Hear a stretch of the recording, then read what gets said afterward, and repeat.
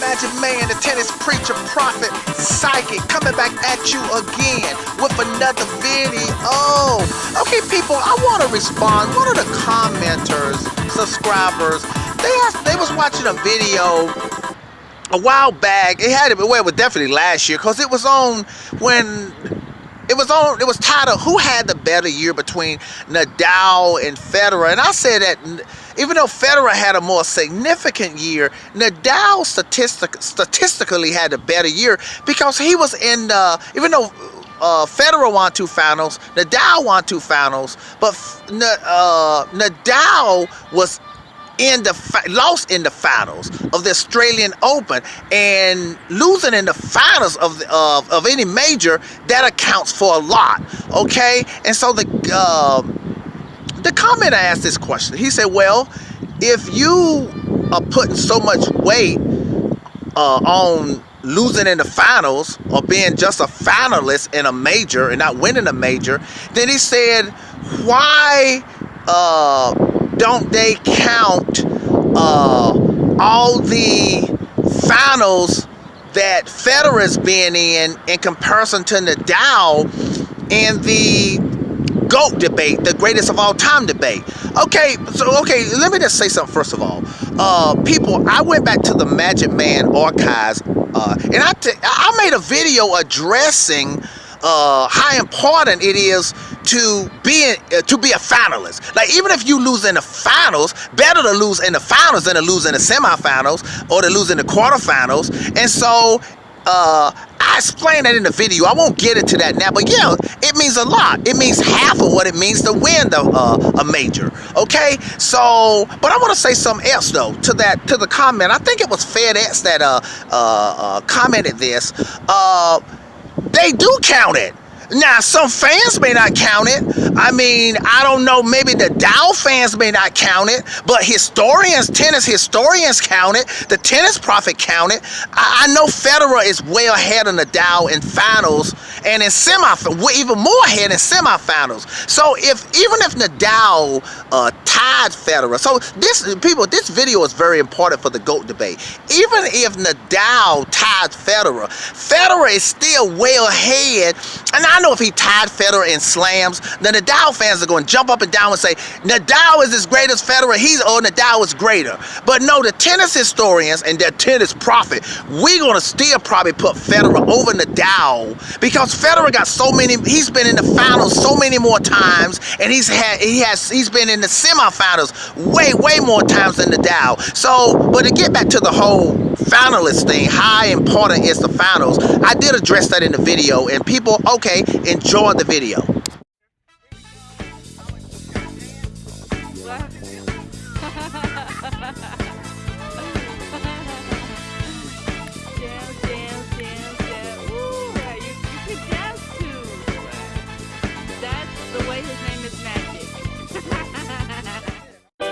Magic Man, tennis preacher, prophet, psychic, and pastor, coming back at you with another video.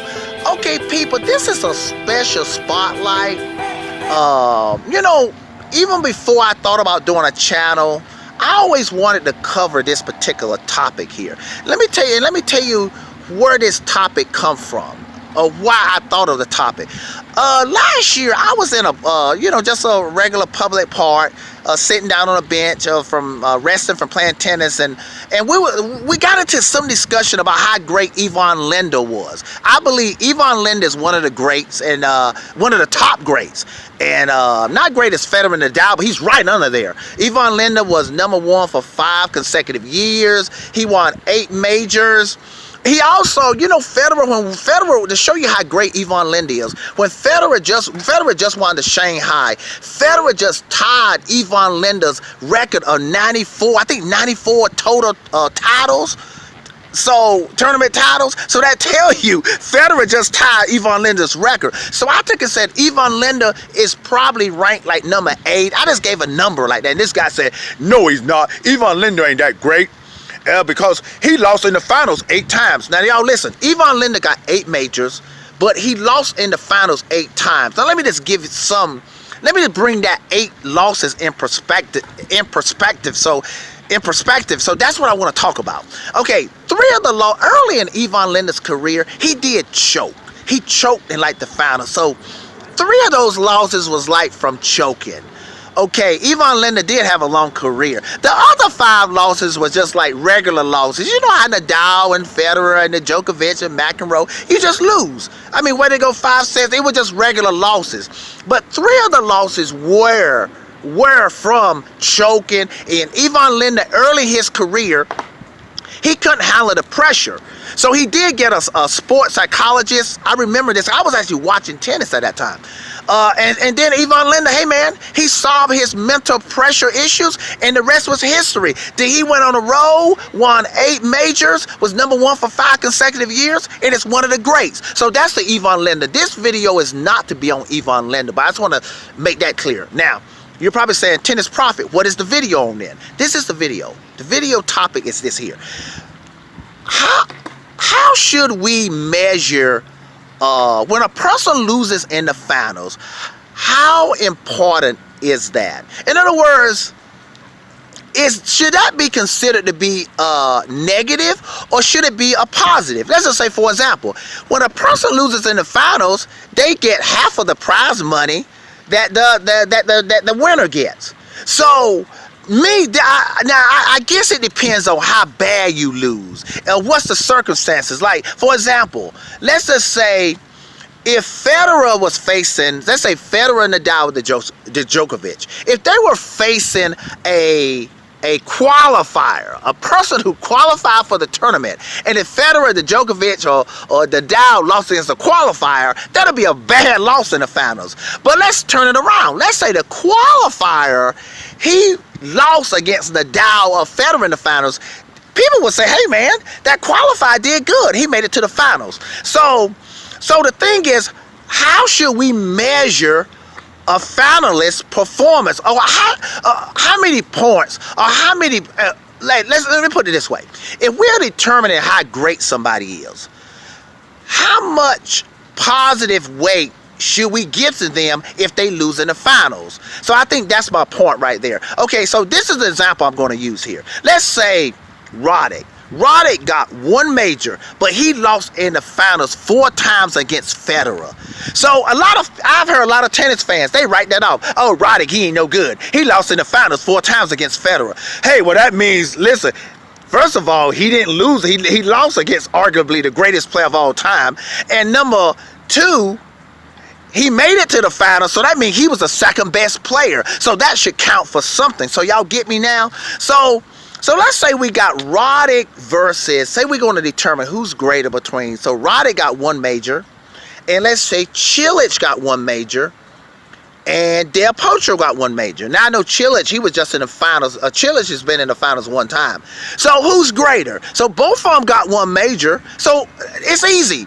Roddick is the greater player, because at least I don't care if he lost against Federer. I don't care who he lost against in the finals. Losing in the finals count for something. That means you was great enough to go through the quarters, the semis, and at least you made it to the finals. So the finals should count for something. I think that's the purpose of this video, is to let people know the finals does count. And when you determine who the greater players are, and when we start ranking players, how many times you've been in the finals, it should count. So Ivan Lendl, for example, he got 8 majors. Okay, so somebody would say, well, wait a minute, what are you going to do with those 8 losses in the finals? And forget the 3 that I don't care, I'm talking about all 8. You got to probably give him at least 2 more majors. I think that's an equivalent. It's 8 finals. Is losing in 8 finals equivalent to winning 2 majors? I think it is. I mean, that's debatable. So Ivan Lendl, you could argue that he's probably worth 10 to 11 majors. Okay? Because he was in 8 finals, so that means he was the number 1 or number 2 player 8 years during that time. So even if he didn't win, he was still a top dog. Okay, people? Magic Man, please comment below. What do y'all think about that? When you look at a person losing in the finals, do you look at it as the cup half empty, which is negative, or half full, which is positive. I mean, you can look at it both ways. Like I said, it depends on the circumstances. Did you go 5 sets and lose, which would be great? Or did you just collapse and got beat 6-1, 6-1, 6-1? So it depends. But I do think, even if it's a bad loss, I think that loss should count for something. Okay, people, Magic Man, tennis preacher, prophet, psychic, signing off. Have a nice day. What?